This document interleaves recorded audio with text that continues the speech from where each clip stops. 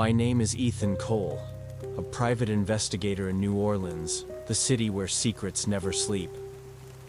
That night, heavy rain hammered against my office windows. I was just about to close up when the old rotary phone on my desk started ringing. The caller ID was blank, anonymous. The room seemed to grow colder as I hesitated, hand hovering over the receiver. Something about that call felt wrong. Finally, I picked it up. Please, help me. I'm trapped beneath Coldwater Lake. The voice was faint, nearly drowned out by static. A woman's voice, desperate, broken. Before I could ask anything, the line cut off. I stared at the dead phone in my hand. The rain outside intensified, drumming harder and harder against the glass. It felt like a warning, or an invitation.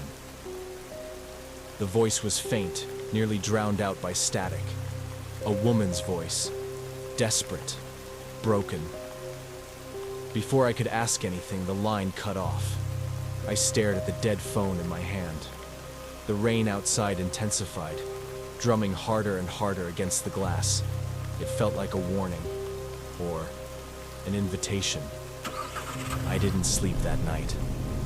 The voice haunted me. At dawn, I drove toward Coldwater Lake, a place locals rarely mentioned anymore. The road twisted like a serpent through the mist-choked woods. Dead trees clawed at the sky like blackened fingers.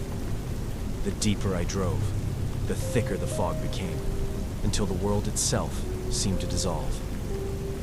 Coldwater Lake appeared out of nowhere. A wide, still body of water. Silent. Forgotten. I killed the engine and stepped into the biting cold. The air smelled of rot and old secrets. Not a bird sang. Not a ripple stirred the lake's surface. Crunch. I looked down. Fresh tire tracks, deep in the mud. Someone else had been here recently. The tracks led away from the lake, disappearing into the mist toward the tree line. And without thinking, I followed. The tire tracks ended at a massive, crumbling structure hidden deep within the woods. An old warehouse, forgotten by time. The metal doors were rusted, barely hanging on their hinges.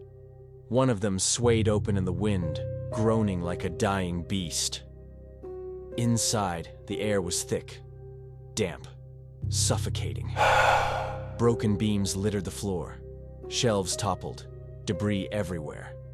And in the center of it all, a single rotary phone sat on a cracked wooden table, blinking a soft, eerie red. It was waiting for me. I stepped closer. The phone began to ring, slow, deliberate, like the beating of a war drum. Against every instinct screaming at me to leave, I answered. You found it. Good. But you cannot leave. Not until you uncovered the truth. Before I could respond, the line went dead again. And somewhere in the darkness behind me, I heard a door creak open. The creaking door led to a hidden passage, a staircase descending into the earth.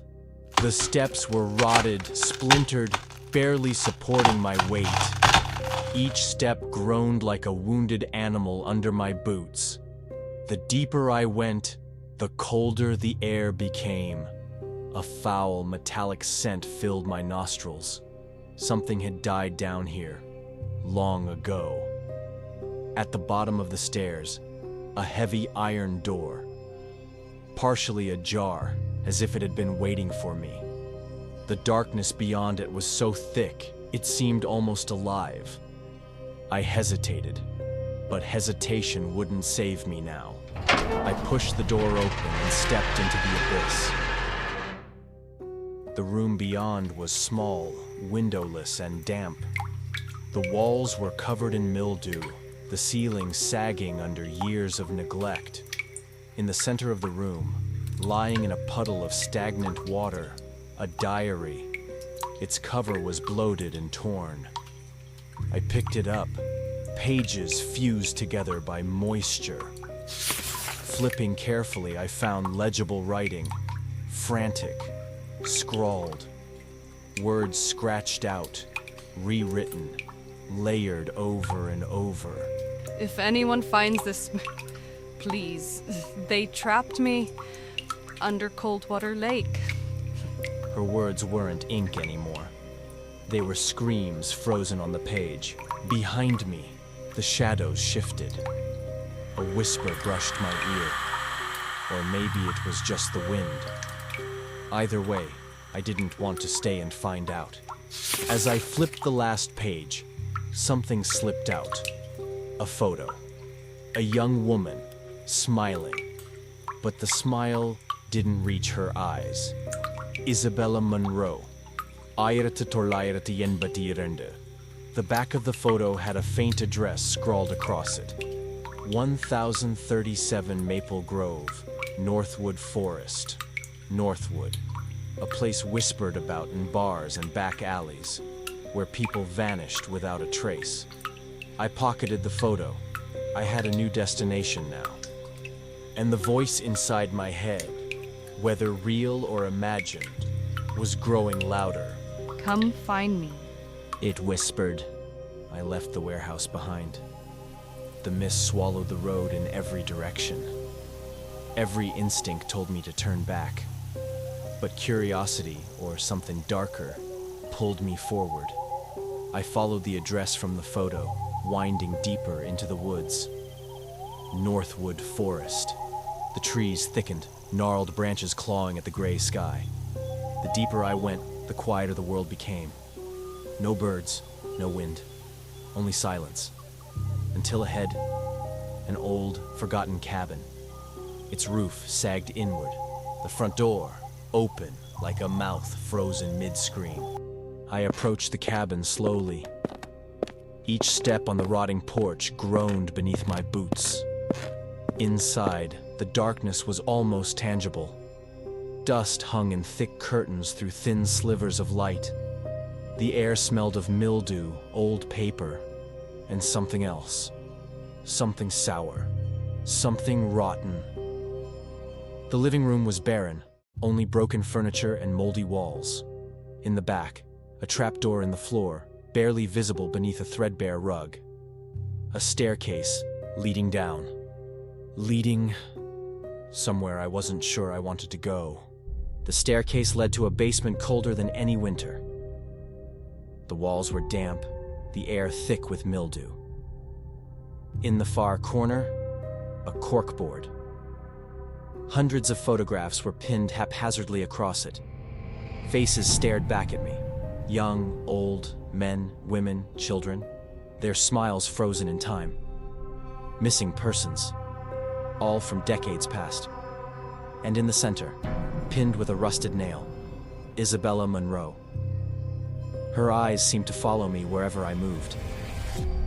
And suddenly I realized, this wasn't just about one missing girl.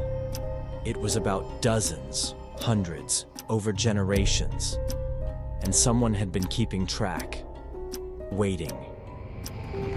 My phone buzzed violently in my pocket. Blocked number, again. I answered. At first, only static. Then, a frantic whisper, barely audible through the noise. Run, Ethan. They're coming. The line went dead. Above me, heavy footsteps thudded across the cabin floor. More than one, several, and they were getting closer. The walls seemed to close in around me. Panic surged through my veins. I had to move. Now, I sprinted up the stairs, 2 at a time. The cabin shook with every step the pursuers took. I burst through the front door into the blinding fog. The cold hit me like a fist, but I didn't stop. I ran blindly into the woods. Branches whipped my face. Roots snagged my boots. Behind me, muffled shouting. A chorus of voices, human, but wrong. Shapes moved in the mist, gaining on me. My lungs burned, my legs screamed. But I kept running, because if I stopped, I knew I'd never leave this place alive. Through the mist, a shape materialized. An enormous building, crumbling, forgotten. Coldwater Psychiatric Hospital. Abandoned after a fire in 1983. I stumbled toward it, my last hope. The front doors groaned open at my touch, revealing a yawning blackness within. Inside, the walls were charred, the floor cracked and buckled. Rusty gurneys lined the halls like skeletal remains. The stench of old smoke and something fouler filled my nostrils. And somewhere, deep inside, a faint, persistent ringing. The sound of a phone. Waiting. The ringing grew louder as I staggered deeper into the hospital. Broken tiles crunched underfoot. Walls scorched black by ancient fire loomed around me. At the end of a narrow hallway, a padded cell, its door hanging off the hinges. Inside, a single metal chair, bolted to the floor. A rotary phone sat atop the chair, ringing. The walls were gouged by frantic fingernails, long faded. Screams scratched into stone. I stepped into the room. The phone kept ringing. I lifted the receiver to my ear. Silence. Then, a new voice. Colder, deeper, unfathomably old. Finally, you are where you belong. My blood turned to ice. This was never about saving Isabella. It was about me, a trap laid decades ago, and now sprung. The hospital walls seemed to breathe around me. Ghostly figures began to emerge from the blackness, dozens of them, pale, hollow-eyed, and leading them, Isabella. Her face twisted in a sorrowful smile. I stumbled back, but there was nowhere to run. The door had vanished. Only the endless, breathing darkness remained. The figures closed in, their hands reaching for me, and the phone kept ringing. Welcome home, Ethan. The world around me dissolved, into mist, into memory, into nothing. And then, I was sitting at the desk again, in my office, the rain pounding the windows, and the phone started to ring. Full circle, a loop, an endless call that I would answer, again, and again, and again.